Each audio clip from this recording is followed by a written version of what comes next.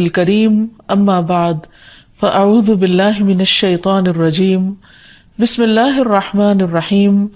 رب اشرح لی صدری ویسر لی امری واحلل عقدۃ من لسانی یفقہوا قولی۔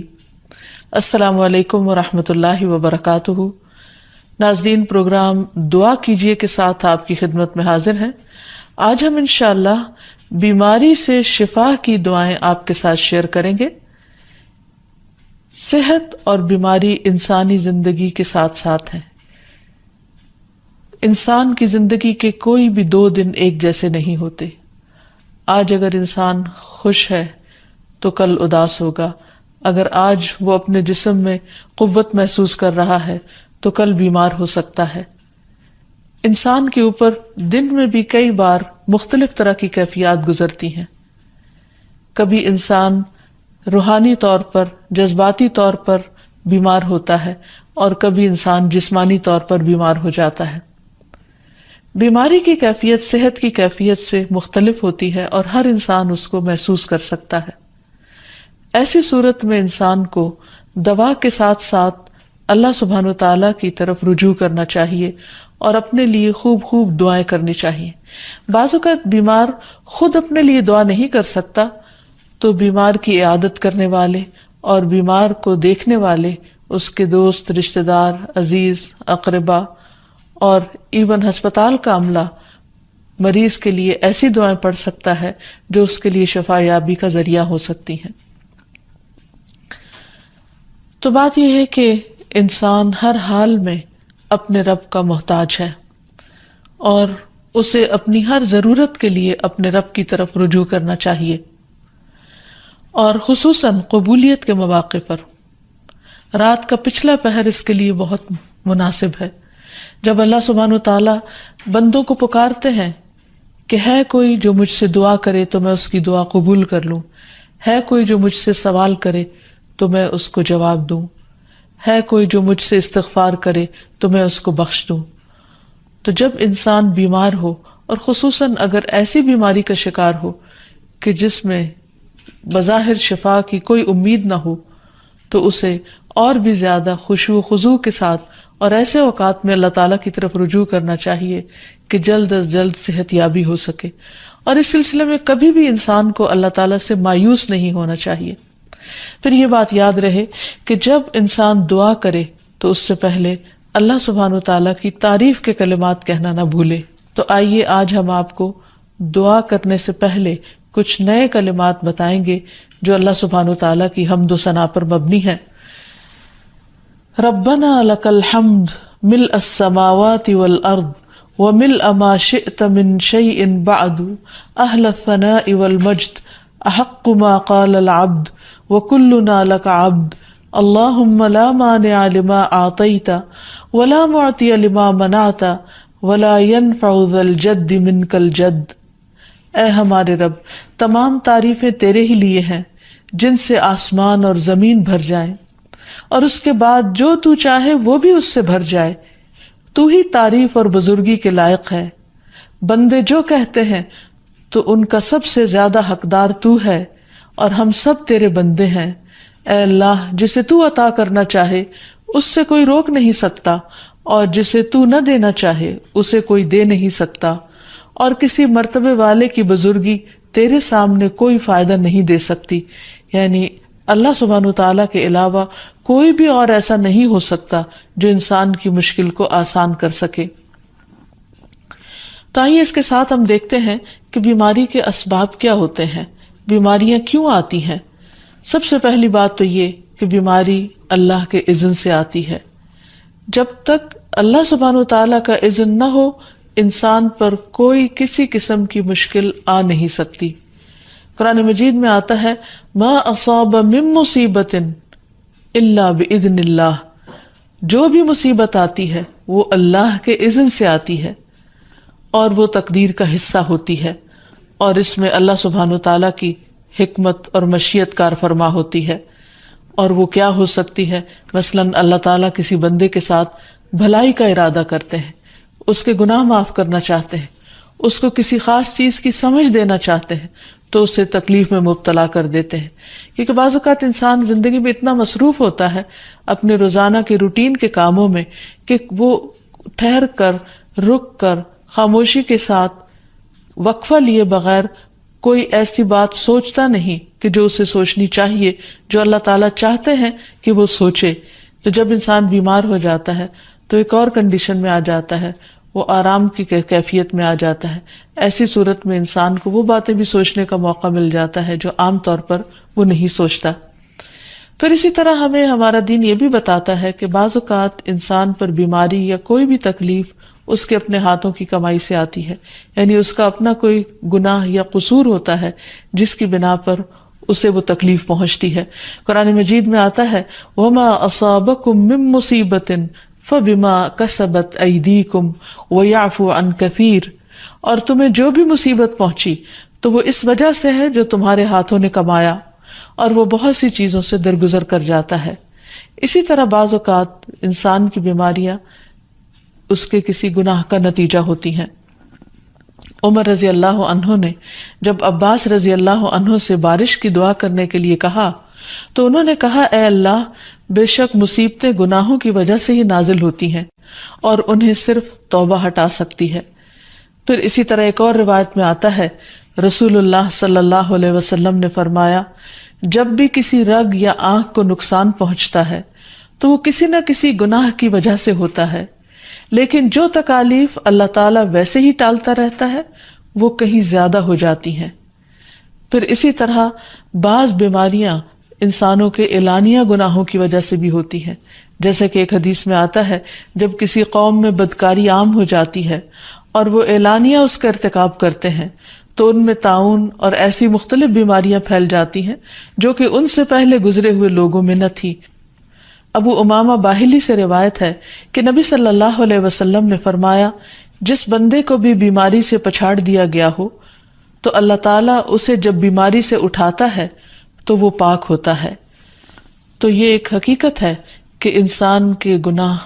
اس کے لیے مشکلات کا سبب بنتے ہیں. امام ابن القیم الجوزیہ لکھتے ہیں، ان کی ایک مشہور کتاب ہے الداء والدواء، بیماریاں اور علاج، اس میں وہ کہتے ہیں کہ کوئی بھی گناہ ایسا نہیں کہ جس کے اثرات نہ ہوں. انسان سے چھوٹی یا بڑی جو بھی کوئی غلطی صادر ہوتی ہے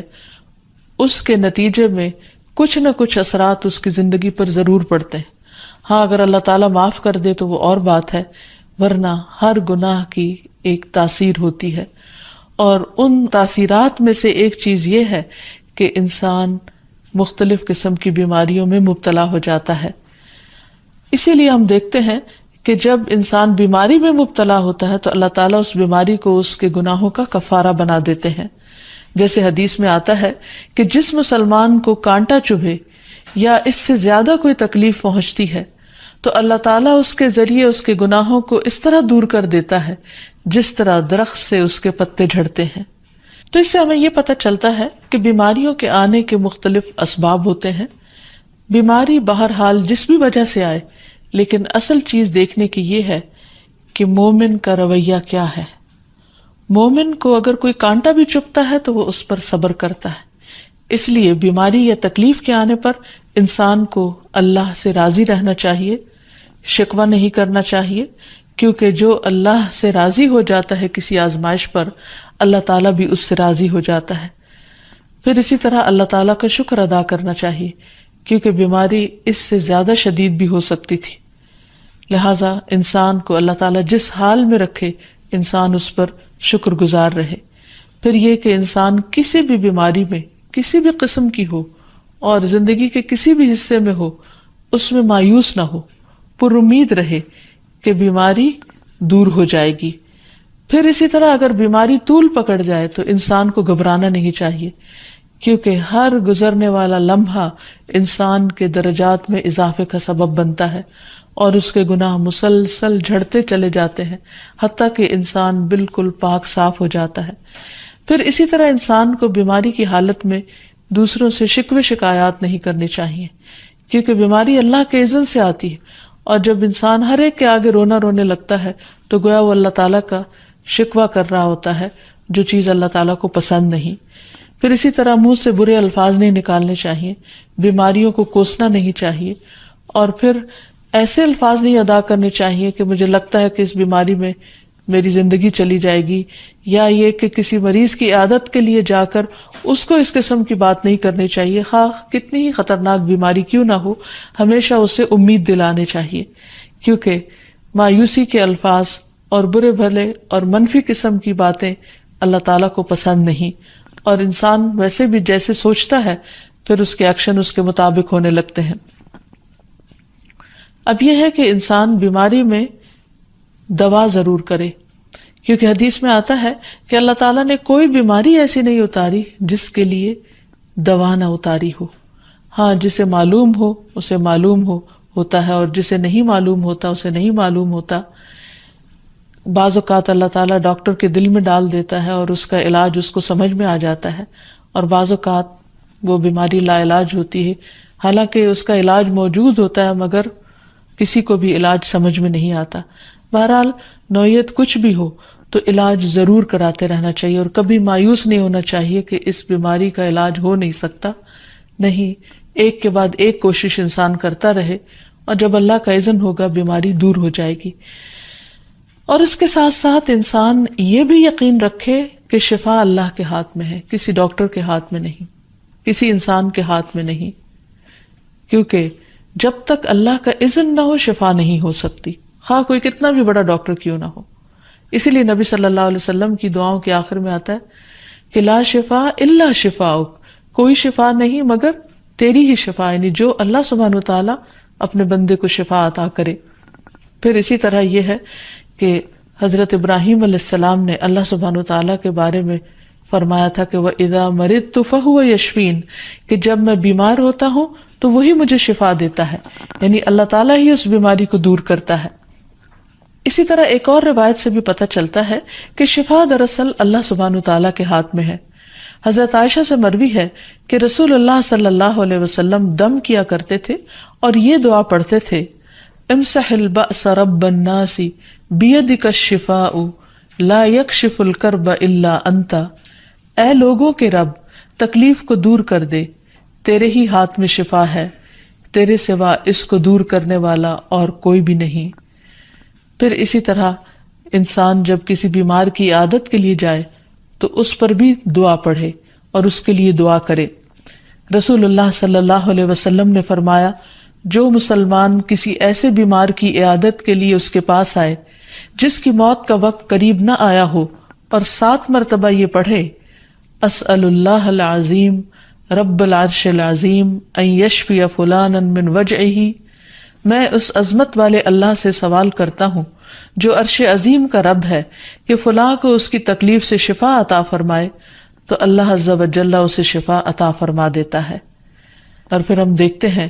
کہ تمام انبیاء اپنی بیماریوں میں، تکلیفوں میں اللہ تعالیٰ کو پکارتے تھے، جیسا کہ ایوب علیہ السلام کی دعا قرآن مجید میں آتی ہے، وَأَيُّوبَ إِذْ نَادَى رَبَّهُ أَنِّي مَسَّنِيَ الضُّرُّ وَأَنْتَ أَرْحَمُ الرَّاحِمِينَ فَاسْتَجَبْنَا لَهُ فَكَشَفْنَا مَا بِهِ مِنْ ضُرٍّ وَآتَيْنَاهُ أَهْلَهُ وَمِثْلَهُمْ معهم رحمة من عندنا وذكرى للعابدين۔ اور ایوب جب اس نے اپنے رب کو پکارا کہ بے شک مجھے تکلیف پہنچی ہے اور تو رحم کرنے والوں میں سب سے زیادہ رحم کرنے والا ہے، تو ہم نے اس کی دعا قبول کر لی، پس اسے جو بھی تکلیف تھی اسے دور کر دیا، اور اسے اس کے گھر والے اور ان کے ساتھ ان کی مثل اور عطا کر دیے، اپنے پاس سے رحمت کے لیے اور ان لوگوں کی یاد دہانی کے لیے جو عبادت کرنے والے ہیں۔ اسی طرح رسول اللہ صلی اللہ علیہ وسلم نے ایک اور موقع پر ایک صحابی عثمان بن ابی عاص الثقفی کو ایک دعا سکھائی۔ جب وہ نبی صلی اللہ علیہ وسلم کے پاس حاضر ہوئے، وہ کہتے ہیں مجھے اتنی تکلیف تھی کہ قریب تھا کہ وہ مجھے ہلاک کر دیتی، تو نبی صلی اللہ علیہ وسلم نے مجھے فرمایا اس درد کی جگہ پر اپنا دایاں ہاتھ رکھو اور 7 مرتبہ کہو بسم اللہ اعوذ بعزت اللہ وقدرتہ من شر ما اجد واحاذر، اللہ کے نام کے ساتھ میں پناہ مانگتا ہوں اللہ کی عزت کی اور اس کی قدرت کی اس شر سے جو میں محسوس کرتا ہوں، یعنی اس تکلیف سے بچنے کے لیے جو مجھے محسوس ہو رہی ہے اور جس سے میں خوف محسوس کرتا ہوں۔ عثمان کہتے ہیں کہ جب میں نے یہ پڑھا تو اللہ سبحانہ وتعالیٰ نے مجھے شفا عطا کر دی۔ پھر اسی طرح ہر بیماری سے شفا کی دعا نبی صلی اللہ علیہ وسلم نے سکھائی۔ عبداللہ بن عباس سے مروی ہے کہ نبی اکرم صلی اللہ علیہ وسلم نے فرمایا، جب کوئی شخص کسی ایسے مریض کی عیادت کرے جس کی موت کا وقت ابھی قریب نہ آیا ہو اور اس کے پاس 7 مرتبہ یہ دعا پڑھے، اسأل اللہ العظیم رب العرش العظیم ان یشفیک، میں عظمت والے اللہ جو عرش عظیم کا رب ہے اس سے دعا کرتا ہوں کہ وہ تمہیں شفا عطا کرے، تو اللہ تعالیٰ اسے اس مرض سے شفا عطا کر دے گا۔ پھر اسی طرح نبی صلی اللہ علیہ وسلم اگر کسی کو کوئی پھوڑا بنسی ہوتی تو اپنے لعاب دہن کے ساتھ زمین کی مٹی تھوڑی سی لے کر اس درد تکلیف والی جگہ پر لگاتے تو اس سے بھی شفا ہوتی۔ حضرت عائشہ کہتی ہیں کہ جب کسی انسان کے عضو میں کوئی تکلیف ہوتی، پھوڑا یا زخم ہوتا، تو نبی صلی اللہ علیہ وسلم اپنی انگلی اس طرح رکھتے، اور سفیان جو راوی ہیں انہوں نے اپنی شہادت کی انگلی زمین پر رکھی، پھر اسے اٹھا کر فرمایا بسم اللہ تربت اردنا بریقت بعدنا لیشفى به سقیمنا باذن ربنا، اللہ کے نام کے ساتھ ہماری زمین کی مٹی ہمارے رب کے حکم سے ہم میں سے بعض کے تھوک کے ساتھ ہمارے بیمار کو شفا دی جائے۔ یعنی لعاب دہن کا اپنا ایک اثر ہوتا ہے، اور لعاب دہن جو ہے ایک طرح سے دوا کا کام کرتا ہے، اور اللہ کا نام لے کر جب لعاب دہن لگایا جائے تو شفا ہوتی ہے۔ جیسے کہ ایک اور موقع پر نبی صلی اللہ علیہ وسلم نے ایک جلے ہوئے مریض کے اوپر یہی دعا پڑھ کر لعاب دہن لگایا تو اللہ تعالیٰ نے اس مریض کو شفا یاب کر دیا، اور وہ دعا تھی اذہب البأس رب الناس واشف انت الشافی لا شفاء الا شفاؤک شفاء لا یغادر سقما۔ پھر اسی طرح ایک موقع پر ایک قبیلے کے سردار کو جب بچھو نے کاٹ لیا اور اس کے جسم میں زہر پھیل گیا تو ایک صحابی نے سورۃ الفاتحہ پڑھ کر اس پر دم کیا تو اس سے اس کو شفا ہو گئی، اور یہ بات جب نبی صلی اللہ علیہ وسلم کو بتائی گئی تو آپ اس پر خوش ہوئے۔ اور سورۃ فاتحہ سب لوگوں کو آتی ہے، اسی لیے اس کا نام سورۃ الشفا بھی ہے، کیونکہ یہ بیماری میں بطور علاج پڑھی جاتی ہے مریض پر، مریض خود بھی پڑھ سکتا ہے اور اس کے اٹینڈنٹس بھی اس پر پڑھ سکتے ہیں۔ حضرت علی رضی اللہ تعالیٰ عنہ کہتے ہیں کہ نبی صلی اللہ علیہ وسلم کو بچھو نے ڈس لیا اور آپ نماز پڑھ رہے تھے۔ جب آپ نماز سے فارغ ہوئے تو آپ نے فرمایا اللہ تعالیٰ بچھو پر لعنت کرے، یہ نہ نمازی کو چھوڑتا ہے نہ کسی اور کو۔ پھر آپ نے پانی اور نمک منگوایا، آپ اس پر ملتے جا رہے تھے اور یہ صورتیں پڑھ رہے تھے قل یا ایھا الکافرون وقل اعوذ برب الفلق اور قل اعوذ برب الناس، تو یہ بھی ایسے مواقع پر پڑھی جا سکتی ہیں۔ پھر اسی طرح یہ ہے کہ اگر کسی بھی دوا یا دعا سے مریض صحت یاب نہ ہو رہا ہو، اس کی تکلیف کم نہ ہو رہی ہو، تو بھی موت نہیں مانگنی چاہیے، کیونکہ مومن کے لیے زندگی ایک بہت بڑی نعمت ہے۔ وہ جس بھی حال میں گزرے، بہرحال وہ اسے آخرت کمانے کا ذریعہ بنا سکتا ہے۔ یعنی اگر وہ تکلیف میں اس کی زندگی گزر رہی ہے اور اس پر وہ صبر کر رہا ہے اور اللہ کو یاد کر رہا ہے تو اس کے بے پناہ درجات بلند ہونے کا ذریعہ ہے۔ یعنی یہ بیماری اس کے لیے بلندی درجات کا ذریعہ بن جاتی ہے، اس لیے کبھی بھی موت نہیں مانگنی چاہیے۔ ہاں اگر تکلیف حد سے بڑھ جائے تو انسان یہ دعا مانگ سکتا ہے اللہم احینی ما کانت الحیات خیرا لی وتوفنی اذا کانت الوفات خیرا لی، اے اللہ جب تک میرے لیے زندگی بہتر ہو مجھے زندہ رکھ، اور جب میرے لیے وفات بہتر ہو تو مجھے وفات دے دے۔ تو اللہ تعالیٰ سے دعا ہے کہ اللہ تعالیٰ تمام بیماروں کو صحت اور شفا عطا فرمائے اور ہمیں بیماری اور آزمائش کے موقع پر اپنی طرف رجوع کرنے کی توفیق دے۔